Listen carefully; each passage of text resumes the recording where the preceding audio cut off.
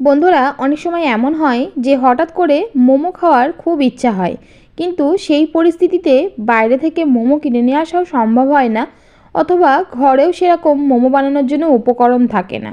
তখন আপনারা কিভাবে মোমো বানাবেন, আজকে আমি সেই রেসিপিটাই আপনাদের সঙ্গে শেয়ার করতে চলেছি। আর আপনাদের ঘরে যা থাকবে সেই উপকরণগুলো দিয়েই কিন্তু খুব সহজেই ভীষণ টেস্টি মোমো তৈরি করে নিতে পারবেন। আর সেটা শুধু টেস্টি না, ভীষণ হেলদিও হবে। তাই আর দেরি না করে আমার রেসিপিটা দেখে নিন, আশা করি আপনাদের অনেক উপকারে আসবে। আর যদি উপকারে আসে প্লিজ একটা লাইক করবেন, আপনাদের একটা লাইক আমাকে অনেক বেশি উৎসাহিত করবে।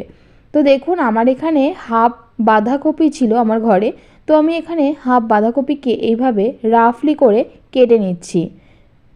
তো এবার বাঁধাকপিটাকে আমি ধুয়ে নেব। তবে বাঁধাকপি যদি ধুয়ে কাটা হয় তাহলে পরে আর ধোয়ার কোনো দরকার নেই।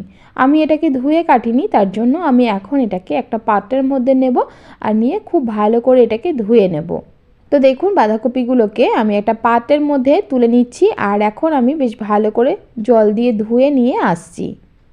খুব ভালো করে বাঁধাকপিগুলোকে ধুয়ে নিয়েছি। আর এবার আমার কাছে এরকম চপার রয়েছে, হ্যান্ড চপার। তো আমি হ্যান্ড চপারের মধ্যেই বাঁধাকপিগুলোকে মিহি করে কুচিয়ে নেব।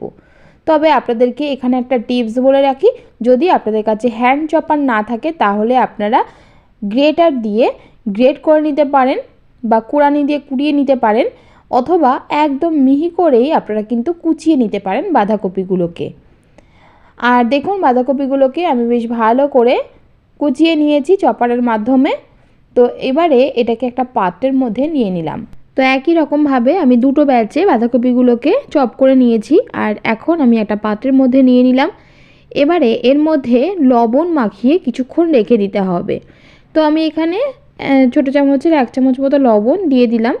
এবারে খুব ভালো করে বাঁধাকপির মধ্যে লবণটাকে মাখিয়ে নিচ্ছি। আর লবণ মাখানোর ফলে বাঁধাকপিতে যে জলটা রয়েছে বা ময়েশ্চারটা রয়েছে সেটা কিন্তু সম্পূর্ণ বেরিয়ে আসবে। তো দেখুন, আমি মাখিয়ে নিয়ে মিনিট 15 মতো রেখে দেবো। আর ততক্ষণে আমি বাদবাকি প্রিপারেশনগুলো করে নিচ্ছি। এখানে চপারের মধ্যে একটা বড় সাইজের পেঁয়াজ কুচি, হাফ ইঞ্চি মতো আদা কুচি, 4 থেকে 5টা রসুনের কোয়া আর 3টে কাঁচা লঙ্কাকে ছোটো ছোটো টুকরো করে কেটে দিয়ে দিয়েছিলাম। আর তার সঙ্গে এখানে আমি কিছুটা সোয়াবিন একটু নুন জলে সেদ্ধ করে নিয়ে জল চিপে চিপে এর মধ্যে দিয়ে দিচ্ছি। তো বন্ধুরা, আপনাদের কাছে যদি এরকম হ্যান্ড চপার না থাকে সেক্ষেত্রে আপনারা মিক্সার গ্রাইন্ডারের মধ্যেও কিন্তু আপনারা এইগুলোকে চপ করে নিতে পারেন, বা জাস্ট জল ছাড়া হালকা করে 2 থেকে 3 সেকেন্ড মতন মিক্সার গ্রাইন্ডার চালালেই কিন্তু সুন্দরভাবে এরকম ঝরঝরে মতো হয়ে যাবে। তো দেখুন, আমাদের সয়াবিনটাকেও সুন্দরভাবে ঝরঝরে করে নিয়েছি। আর এদিকে আমাদের বাঁধাকপি থেকেও কিন্তু জল বেরিয়ে এসেছে। তো বাঁধাকপিটাকে এইভাবে চিপে চিপে জল নিগড়িয়ে নিচ্ছি আর একটা অন্য পাত্রের মধ্যে রেখে নিয়ে নেব। তো এইভাবে কিন্তু বাঁধাকপিটাকেও ঝরঝরে করে নিতে হবে। আর অবশ্যই কিন্তু এই কাজটা করতে হবে বন্ধুরা, কারণ আমরা যে মোমোর পুরটা তৈরি করব সেখানে কিন্তু জল থাকলে একদমই হবে না। তো দেখুন, আমি বাঁধাকপিটাকে সম্পূর্ণ জল নিগড়িয়ে নিয়েছি, একটা পাত্রের মধ্যে নিয়ে নিলাম।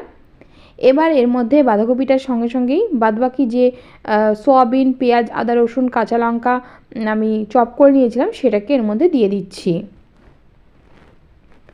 তো বন্ধুরা, এইভাবে সমস্ত মিশ্রণটাকে এর মধ্যে দিয়ে দিলাম।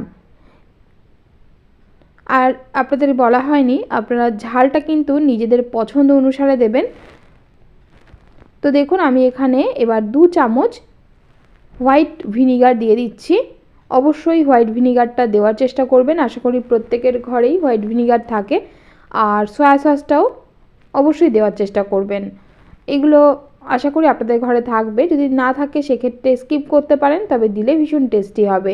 এবার একটুখানি ব্ল্যাক পেপার পাউডার বা গোলমরিচের গুঁড়ো দিলাম, দিয়ে ভালো করে এগুলোকে মিশিয়ে নিচ্ছি। আমি একটু হাত দিয়ে মেশাচ্ছি, আমার হাত দিয়ে মেশালে সুবিধা হবে। তো আমি হাত দিয়ে ভালো করে মিশিয়ে নিচ্ছি। বন্ধুরা, আপনারা হয়তো খেয়াল করেছেন আমি এখানে লবণের ব্যবহার করিনি, লবণটা কিন্তু আমরা পরে অ্যাড করব। তো দেখুন, আমি এখানে একটুখানি নুন দিয়ে গমের আটাকে ভালো করে মেখে রেখেছি। যেমন করে আমরা রুটির আটা মাখি ঠিক তেমনভাবেই কিন্তু গমের আটাকে আমি মেখে রেখেছি। তবে আটার পরিবর্তে আপনারা ময়দা দিয়েও কিন্তু করতে পারেন, তবে যদি স্বাস্থ্যকরভাবে করতে চান তাহলে আটার ব্যবহার করাটাই কিন্তু ভালো। তো দেখুন, ভালো করে ঠেসে ঠেসে করে মেখে নিয়ে তারপরে আমি এভাবে ছোট ছোট বল তৈরি করে নিচ্ছি, একদম ছোট্ট ছোট্ট, লুচির বলের থেকেও কিন্তু ছোট্ট ছোট্ট বল তৈরি করে নিতে হবে। তো এইভাবে তৈরি করে নিচ্ছি। আমি ছোট ছোট যে মোমো তৈরি করব, তো আমি তার জন্য এভাবে ছোট ছোট বল তৈরি করছি। আবার এছাড়াও আপনারা একটা বড় সাইজের রুটি করে নিয়ে বাটি বা গ্লাস বা কুকি কাটার দিয়ে কিন্তু কেটে নিতে পারেন, সেক্ষেত্রেও হবে। তো আমি সেটা করছি না আজকে, আমি জাস্ট এইভাবে ছোট ছোট বল করে নিলাম। আর এইভাবে চাকি বেলুন দিয়ে যেমন লুচি বেলি আমরা, ঠিক সেভাবে এগুলোকে বেলে নেব। তো আমি বেলার সময় একটু একটু করে গুঁড়ো আটা দিয়ে এটাকে বেলছি। আপনারা অবশ্যই চেষ্টা করবেন এই যে মোমোর রুটিটাকে তৈরি করছি সেটা যাতে এইভাবে গুঁড়ো আটা দিয়ে তৈরি করা যায়, তাহলে দেখবেন ভালো হবে। আর তেল দিয়েও আপনারা বেলতে পারেন, চাইলে তেল দিয়ে বেললেও হবে, অবশ্যই হবে। তো দেখুন আমি এভাবে পাতলা করে সমস্ত মোমোর যে বেসগুলো সেগুলো তৈরি করে নিচ্ছি। একদম পাতলা করে কিন্তু তৈরি করতে হবে। তো দেখুন আমার সমস্ত মোমোর বেসগুলো তৈরি করা হয়ে গেছে। আর এবার আমি একটা প্লেটের মধ্যে যে মিশ্রণটা তৈরি করেছিলাম তার কিছুটা অংশ নিয়ে নিচ্ছি। এখন আমি এর মধ্যে লবণ মেশাবো।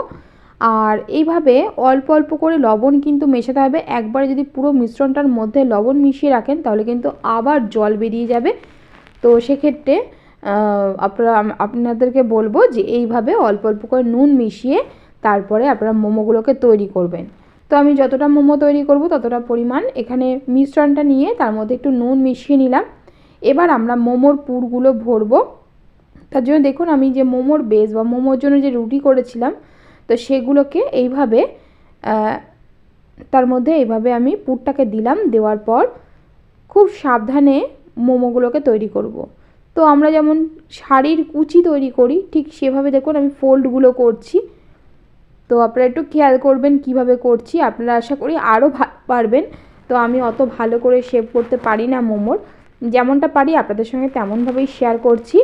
জাস্ট আপনাদেরকে আইডিয়াটা দিচ্ছি যে আপনারা কিছু না থাকলেও আপনারা জাস্ট কত সুন্দর করে মোমো তৈরি করতে পারবেন একদম দোকানের স্বাদে। দেখুন আমি এইভাবে ফোল্ড করে করে এরকম মোদকের মতো শেপ দিলাম।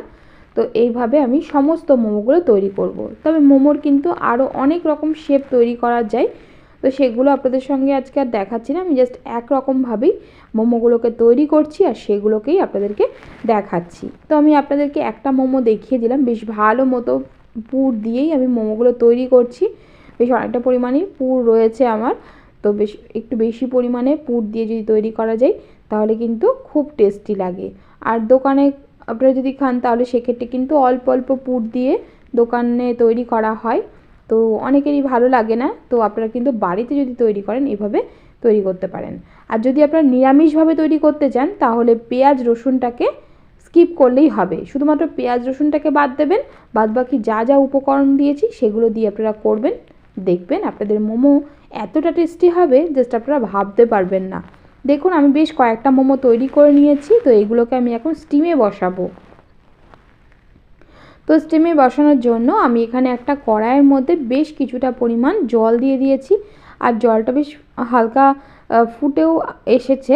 তো এই সময়ে আমি এখানে একটা দেখুন ছিদ্রযুক্ত থালা বসিয়ে দিলাম কড়াইয়ের ওপরে। আর এর মধ্যে একটু তেল এভাবে মাখিয়ে দিচ্ছি। এভাবে তেল মাখিয়ে দিলে মোমোগুলো স্টিম হওয়ার পরে খুব সহজেই উঠে আসবে, একটুও কিন্তু লেগে যাবে না। তো এইভাবে অবশ্যই একটু তেল মাখিয়ে নেবেন এই ছিদ্রযুক্ত থালাটার গায়ে। তো এভাবে দেখুন এবার মোমোগুলোকে একটু দূরত্ব বজায় রেখে বসিয়ে দিচ্ছি, যাতে মোমোগুলো স্টিম হওয়ার পর যে বেড়ে যাবে একটু বড় সাইজের হয়ে যাবে, তখন যাতে একটা অপরটার সঙ্গে লেগে না যায়। তো এবার ঢাকা চাপা দিয়ে একদম মিডিয়াম টু লো ফ্লেম করে প্রায় 15 মিনিট মতো রেখে দিয়েছিলাম। আর 15 মিনিট পরে আপনাদেরকে দেখাচ্ছি। দেখুন আমাদের মোমোগুলো কিন্তু একদম রেডি হয়ে গেছে। এবার আমি এগুলোকে তুলে নিচ্ছি। ঠিক 15 মিনিট মতোই সময় লাগে, 15 থেকে 20 মিনিট মানে সময় লাগে, তার বেশি কিন্তু লাগে না। তো এইভাবে দেখুন আপনারা মোমো কিন্তু বাড়িতে তৈরি করতে পারেন। অনেক সময় মোমো খেতে ইচ্ছা করে কিন্তু দোকান থেকে সবসময় মোমো কিনে আনা সম্ভব হয় না। আর অনেকেই আছে যারা নিরামিষ মোমো খেতে বেশি পছন্দ করেন, তারা কিন্তু বাড়িতে এইভাবে সহজেই মোমো তৈরি করে নিতে পারেন। আমার সমস্ত মোমোগুলো তৈরি করা হয়ে গেছে। আমি এবার সার্ভ করছি। একটা প্লেটের মধ্যে এভাবে সার্ভ করে নিলাম। আর যেহেতু এটা আটা দিয়ে বানানো, তার জন্য এটা কিন্তু অনেক অনেক বেশি হেলদি। তবে বন্ধুরা, আটার পরিবর্তে আপনারা ময়দা দিয়েও করতে পারেন মোমোটা। তো আমাদের মোমো কিন্তু একদম রেডি হয়ে গেছে। আমার মোমোর রেসিপি আপনাদের কতটা উপকারে আসলো সেটা অবশ্যই আমাকে কমেন্ট করে জানাবেন। ভালো লাগলে লাইক ও শেয়ার করবেন, এবং আপনি যদি নতুন হয়ে থাকেন তাহলে আপনাকে অনুরোধ করব আমার চ্যানেলটিকে সাবস্ক্রাইব করে নেওয়ার জন্য এবং পাশে থাকা বেল আইকনটাকে প্রেস করার জন্য। তাহলে আমি যখনই রেসিপি আপলোড করব আপনাদের কাছে নোটিফিকেশান পৌঁছে যাবে, আর আপনারা সাথে সাথে সেই রেসিপিটা দেখতে পারবেন। তো দেখুন বন্ধুরা, আমি একটা মোমো আপনাদেরকে ছিঁড়ে দেখিয়ে দিচ্ছি। এতটা সুন্দর হয়েছে, জাস্ট আপনাদেরকে মুখে বলে আমি বোঝাতে পারবো না। এটা আপনারা কিন্তু না খেলে একদম বুঝতে পারবেন না। তাই আপনাদের অনুরোধ করব, একদিন অন্তত বাড়িতে ট্রাই করবেন। আশা করি আপনাদের মোমো ভীষণ পারফেক্ট হবে। আজ এই পর্যন্ত, ধন্যবাদ।